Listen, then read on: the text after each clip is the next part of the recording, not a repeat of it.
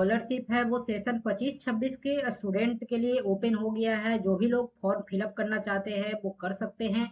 जिनका भी admission engineering MBBS course MBA course geology और जियो फिजिक्स में है वो सेशन 25-26 के स्टूडेंट हैं।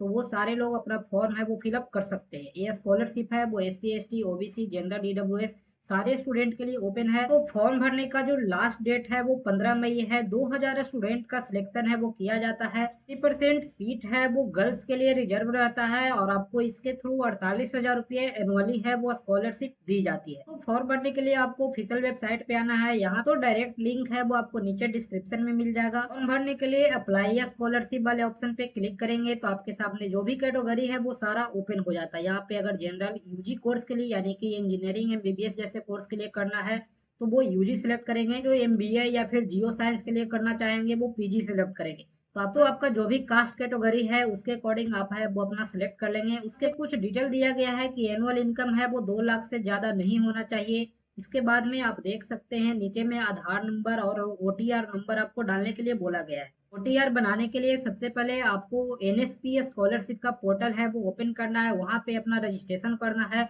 उसके बाद आपको ओटीआर नंबर है वो मिल जाएगा।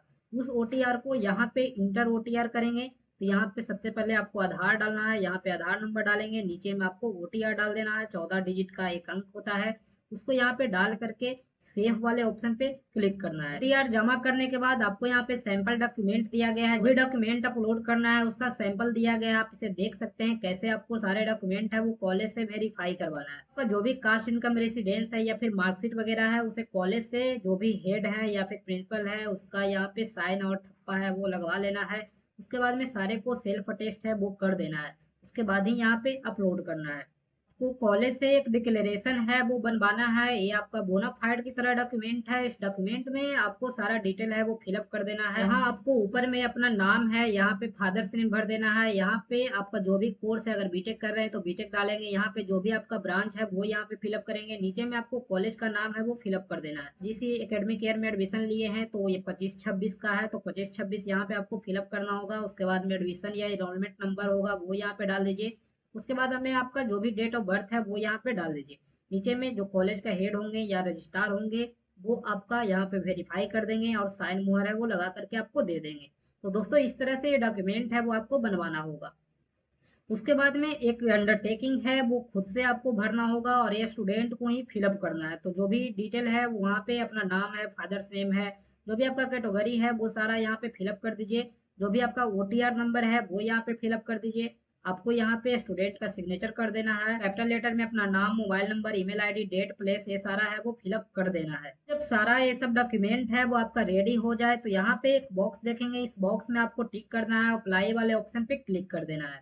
आपको बेसिक इन्फॉर्मेशन में अपना पर्सनल डिटेल देना है। एप्लीकेंट का नाम है, जेंडर है, कैटेगरी है, सिटीजनशिप है, मोबाइल नंबर है, email ID, date of birth है। इसके बाद में फादर्स नेम है, फादर का ऑक्यूपेशन क्या है, क्या करते हैं वो सिलेक्ट कर लीजिए।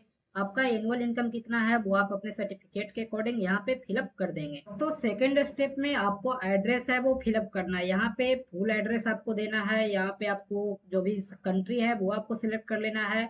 यहाँ पे आपका स्टेट है वो सिलेक्ट कर लेना है। जो भी सिटी है वो आप अपना सिलेक्ट कर लीजिए। यहाँ पे अपना पिन कोड है वो फिलअप कर देना है। अगर दोनों एड्रेस सेम है तो आप इसे टिक लगा देंगे, ऑटोमेटिक है वो नीचे फिलअप हो जाएगा। तो यहाँ पे आपको क्वालिफिकेशन डिटेल है वो फिलअप करना है। यहाँ पे आपको इंस्टीट्यूट का नाम है वो डाल देना है। जो भी यहाँ पे है वो सर्च करके आप डाल सकते हैं। यहाँ पे सारा कॉलेज का नाम है वो शो करेगा। यहाँ पे उसका एड्रेस है वो फिलअप कर देना है। में आपका कॉलेज है वो किस स्टेट में है वो सिलेक्ट कर लीजिए। आपका सिटी कौन सा है वो सिलेक्ट कर लीजिए। नीचे में पिन कोड है वो सिलेक्ट कर लीजिए। क्या इंस्टीट्यूट है वो रिकॉग्नाइज्ड है तो आपको इसे यस करना है। उसके बाद में आपको जो भी एडमिशन डेट आपका है वो फिलअप कर दीजिए। जो तो यहाँ पे आपको बोर्ड या यूनिवर्सिटी का नाम पूछ रहा है। अगर कोई बोर्ड आपसे मैच करता है तो आप यहाँ पे फिलअप कर सकते हैं। अदरवाइज आपका इंजीनियरिंग कॉलेज है तो AICT दे दें। इसके बाद में अगर कोई मेडिकल का होगा तो MCI है वो सिलेक्ट कर सकता है। इसके बाद में आपको यहाँ पे कोर्स है वो फिलअप करना। आप इंजीनियरिंग कर रहे हैं, MBBS कर रहे हैं। उसके बाद यहाँ पे स्ट्रीम आपका आ जाएगा। अगर आप इंजीनियरिंग सेलेक्ट किए हैं तो आपका कौन सा ब्रांच है वो आप यहाँ से फिलअप कर दें। उसके बाद में आपका कोर्स का ड्यूरेशन क्या है, कितने साल का कोर्स है वो फिलअप कीजिए। एकेडमिक टाइप कैसा है, एनुअली है या सेमेस्टर है, तो इंजीनियरिंग सेमेस्टर वाइज चलते हैं तो आप इसे सेमेस्टर है वो सिलेक्ट कर सकते हैं। नीचे में 10th और 12th दोनों का डिटेल है वो फिलअप करना है। यहाँ पे सबसे पहले पासिंग ईयर है वो पूछ रहा है, तो आपका जो भी 10th का पासिंग ईयर है वो फिलअप कर दीजिए। यहाँ पे स्कूल का नाम है वो फिलअप करना है। बोर्ड कौन सा था 10th में वो आपको यहाँ पे फिलअप कर दीजिए, यानी जिस स्टेट से आप पास किए हैं 10th वो सिलेक्ट कर लीजिए। दोस्तों पार्ट टाइम फुल टाइम में आपको फुल टाइम का कोर्स है वो सिलेक्ट कर लेना है। यहाँ पे ग्रेडिंग सिस्टम मार्क्स में था या सीजीपीए में था वो आपको यहाँ पे फिलअप करना है। यहाँ पे 10th का मार्क्स ब्रेकअप में आपको सब्जेक्ट वाइज सारे जो मार्क्स हैं वो इंटर करना है। यहाँ पे सबसे पहले आपका जो सब्जेक्ट है वो मैच कर रहा होगा वो आप यहाँ पे सिलेक्ट करेंगे। उसके बाद में आपका जो थ्योरी में कितने थे, प्रैक्टिकल में कितने थे, टोटल कितने हुए और इसका परसेंटेज है वो यहाँ पे कैलकुलेट हो जाएगा। से आपको यहाँ पे सब्जेक्ट है वो खोजने में थोड़ी सी परेशानी होगी, लेकिन आप सर्च करोगे, आप थोड़े ध्यान से भरोगे तो आपको यहाँ पे सारा सब्जेक्ट आपको 10th का मिल जाएगा। बस सैंपल के लिए बताया हूँ, तो मैं कोई एग्जैक्ट सब्जेक्ट है वो सिलेक्ट नहीं किया हूँ। लेकिन उसके बाद में आपको यहाँ पे थ्योरी है वो फिलअप करना है। थ्योरी में कितने मार्क्स थे, प्रैक्टिकल में कितने थे, टोटल कितने हुए और मैक्सिमम कितना हुआ, इस तरह से आपका परसेंटेज है वो कैलकुलेट होगा। और फिर दूसरे सब्जेक्ट का मार्क्स भरने के लिए आपको फिर से ऐड वाले बटन है प्लस वाला, इस पे आपको क्लिक करना है। सब्जेक्ट है वो यहाँ से सिलेक्ट कर लेना है और इस तरह से सारा मार्क्स है वो फिलअप कर देना है। जब सारा फिलअप हो जाएगा आपको यहाँ पे सेव वाले ऑप्शन पे क्लिक करके अपना डाटा है उसे सेव कर देना है। एजुकेशनल डिटेल फिलअप करने के बाद यहाँ पे फाइनेंशियल असिस्टेंट के बारे में पूछा जा रहा है, क्या आपको कोई स्कॉलरशिप या फाइनेंशियल असिस्टेंट है दूसरे सोर्स से मिल रहा है। तो अगर मिल रहा होगा तो यस करेंगे, नहीं तो नो करके आप फॉर्म फिलअप कर देंगे। उसके बाद में आपको यहाँ पे नेक्स्ट कर देना है। दोस्तों यहाँ पे आपको बैंक का डिटेल है वो फिलअप करना होता है। यहाँ पे कस्टमर का नाम, बैंक का नाम आप सिलेक्ट करेंगे, ब्रांच जो है वो सिलेक्ट कर लेंगे, यहाँ पे एड्रेस है वो बैंक का वो फिलअप कर देंगे। नीचे में आपको टेलीफोन नंबर बैंक पासबुक पे लिखा रहता है सारा डिटेल, आप वहां से भर देंगे। ब्रांच का कोड होता है वो 9 डिजिट का, वो यहाँ पे फिलअप कर दीजिए। बैंक का आईएफएससी कोड है वो फिलअप कर दीजिए। खाता किस प्रकार का है वो आप यहाँ पे सिलेक्ट कर सकते हैं। इसके बाद में आपको यहाँ पे अकाउंट नंबर है वो फिलअप करना है। दोस्तों जब सारा डिटेल फिलअप हो जाएगा तो ये ईसीएस फॉर्म होता है, ईसीएस फॉर्म को डाउनलोड करके आपको बैंक से वेरीफाई करवाना होता है। यहाँ पे आप इसे डाउनलोड ईसीएस फॉर्म वाले ऑप्शन पे क्लिक करेंगे तो आपका ईसीएस फॉर्म है वो डाउनलोड होता है। यहाँ पे आपका सारा डिटेल जो आपने फिलअप किया है वो शो करेगा। नीचे में आपका जो भी कस्टमर यानी जो आपका सिग्नेचर है वो होना चाहिए। और यहाँ पे जिस भी बैंक में आपका खाता है वहाँ पे जा करके आपको मैनेजर से साइन मुहर है वो करवा लेना है। उसके बाद डेट वगैरह फिलअप करने के बाद आपको जब डॉक्यूमेंट सेक्शन में अपलोड करेंगे वहाँ पे ये डॉक्यूमेंट है वो आपको अपलोड करना होगा। दोस्तों जब सारा डिटेल सेव हो जाए तो आप इसे नेक्स्ट कर देंगे। उसके बाद दोस्तों यहाँ बताया गया है कि ओनली पीडीएफ और जेपीजी में ही अपलोड करना है और 3 से 12 तक का जो अटैचमेंट है वो मैंडेटरी है, उसके बिना आपका फॉर्म है वो सबमिट नहीं हो पाएगा।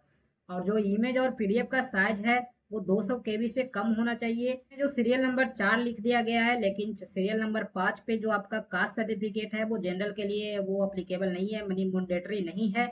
इसके अलावा बताया गया है कि जो भी डॉक्यूमेंट अपलोड करेंगे उसको सेल्फ अटेस्ट कर देना है, यानी अपना साइन कर देना है।